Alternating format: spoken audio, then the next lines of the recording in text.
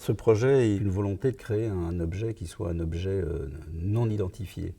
Dans le fond, dans toute mon expérience entre art et sciences ou art et technologie, j'ai toujours essayé, depuis 20 ans ou 25 ans, de me situer dans le « et » de art et sciences et d'éviter l'instrumentalisation de l'un par l'autre ou l'illustration de l'un par l'autre, mais d'essayer toujours de trouver une passerelle sensible et de créer des objets qui n'appartiennent ni à l'un ni à l'autre. Dans le fond, ce film, qui est une rencontre avec Émeric, qui est un étudiant en art, autiste, et, un artiste, c'est cette volonté d'échanger des regards et des expériences, et cette volonté d'apprendre quelque chose d'un interlocuteur par le regard.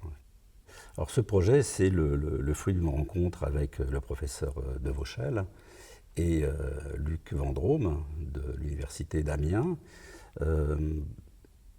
qui déjà illustre parfaitement ce qui m'intéresse dans Art et Sciences, c'est-à-dire de ne pas conventionner des projets, mais de bâtir des projets ambitieux, les plus ambitieux possibles, sur la magie des rencontres. Dans le fond, toute mon expérience entre Art et Sciences, c'est des rencontres de personnes, c'est la dimension humaine dans l'échange qui, petit à petit, fait germer un certain nombre de désirs.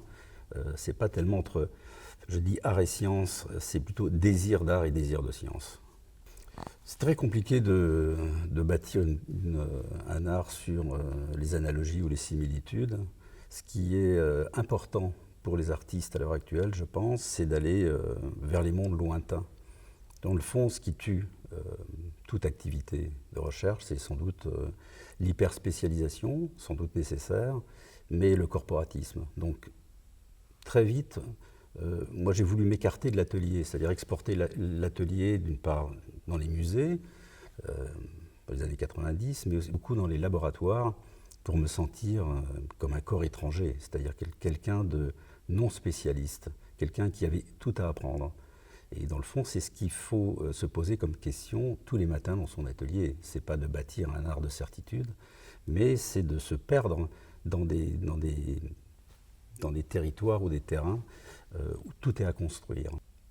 Je pense que la prise de risque et le fait de gommer les certitudes au jour le jour est sans doute une garantie de durée.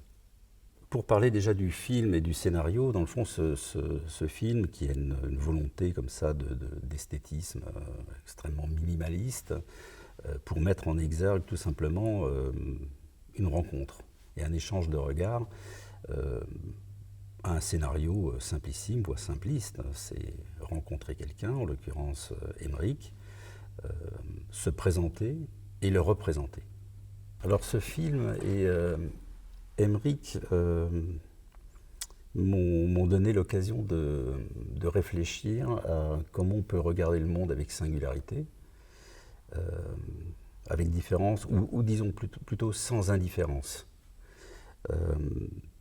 Hors norme et hors code, c'est ce que recherchent les artistes. Et c'est ce que Émeric est en capacité de faire. Et c'est ce que tout artiste essaye de faire dans son atelier tous les jours, et au mieux, mais avec grande difficulté.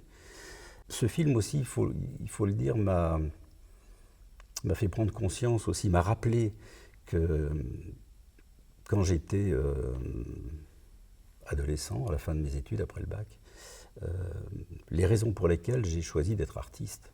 Parce que dans le regard d'Émeric, j'ai retrouvé beaucoup du regard que j'avais à l'époque aussi de quelqu'un qui était inadapté. Je l'étais personnellement, c'est pas le cas d'Émeric, mais maladivement timide. Et le regard que je portais sur le monde était assez comparable à celui que j'ai vu dans le regard d'Émeric. Moi, j'ai choisi l'art pour essayer de réparer tout ça. Et souvent, l'atelier de l'artiste sert à réparer le monde et les êtres. Mais ce court moment d'échange, en tout cas, m'a fait replonger dans cet état-là. Tout art est bâti sur une fragilité. Encore une fois, c'est tout sauf des certitudes. Hein. Sinon, l'art des certitudes n'a pas d'intérêt.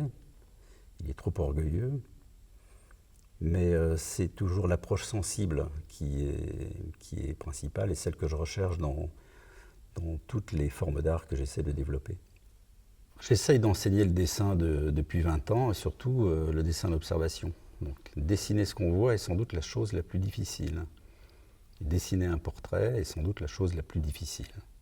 Donc j'essaie de mettre en place des expériences autres que celles du crayon et du papier pour essayer de qualifier ce portrait, la personne que j'ai en face de moi, pour la représenter au plus juste. Pas de la manière la plus esthétique possible, faire un beau dessin, être habile dans le dessin, dans le fond, ça s'apprend, c'est de la technique, mais comment en quelques traits, en une ligne, on arrive à faire passer de l'humanité, du sensible. Donc la première chose qu'on fait quand on dessine, c'est qu'on observe le modèle et ensuite on passe à l'action. Donc c'est observation, action. Quand j'ai découvert Light Tracker, qu'on a utilisé dans le film avec Emmerich, c'est l'observation qui est le dessin. On n'a pas d'action. Le corps devient comme un corps handicapé. Par contre, il faut optimiser le regard, il faut essayer de bouger les yeux avec délicatesse, sensibilité, et puis essayer d'avoir des stratégies pour essayer de mieux représenter la personne qui est en face de soi, c'est-à-dire la comprendre. C'est très intéressant parce qu'en dehors du handicap, dans le fond, enfin on l'oublie le handicap quand on fait un portrait croisé. Ce qui est vraiment important dans les expériences que j'essaie de mettre en place, c'est l'échange. C'est ce que j'appelle le portrait croisé. Certes, je fais le portrait de quelqu'un, mais en miroir, il fait également mon portrait. L'expérience n'a de valeur que parce qu'il y a un échange. Si c'était un dessin à sens unique, dans le fond, ce serait qu'une forme de représentation banale, voire une impasse. C'est la valeur de l'échange des regards et l'échange des expériences qui est importante. Et dans ce cadre-là, on oublie nos qualités et nos handicaps. C'est vraiment important, c'est de se laisser surprendre par ce qui se passe dans l'instant. Dans le fond, on vient de réaliser un film, on n'en a pas la distance. Donc la surprise est importante. Et le prochain projet sera bâti sur l'expérience qui vient de se dérouler là. Ce qui m'intéresse dans ce genre de format artistique, on peut appeler ça une expérience, dans le fond, c'est de m'attacher autant à la manière qu'au résultat. C'est la méthode qu'on met en place, justement ce que j'appelle la magie des rencontres, la manière dont on arrive à construire un projet que le résultat. Il n'y a rien à prouver, dans le fond, il n'y a rien à prouver. C'est l'expérience humaine qui se déroule pendant qu'on fait de l'art, de l'art et de la science en l'occurrence, qui est important. Il y a un échange de compétences, un partage de savoir. Je pense que la nécessité de collaborer pour les artistes maintenant est quasi une obligation. Je crois assez peu encore à la mythologie personnelle des artistes, voire des scientifiques quand ils sont dans leur laboratoire. Je pense que c'est une vision passéiste de la recherche. Donc cette nécessité de collaboration doit mener vers les expériences les plus risquées et peut-être les plus improbables. Dans le fond, on ne cherche pas à inventer quelque chose, on ne cherche pas forcément à breveter quelque chose, on est là pour apprendre. Quand on fait de l'art ou de la science, et ce petit film va le prouver, n'amène aucune réponse, il ne pose qu'un questionnement. Ce que j'attends du monde scientifique, c'est poser des questionnements qui sont des questionnements inhabituels pour les artistes. Déstabiliser les pratiques d'atelier et les esprits.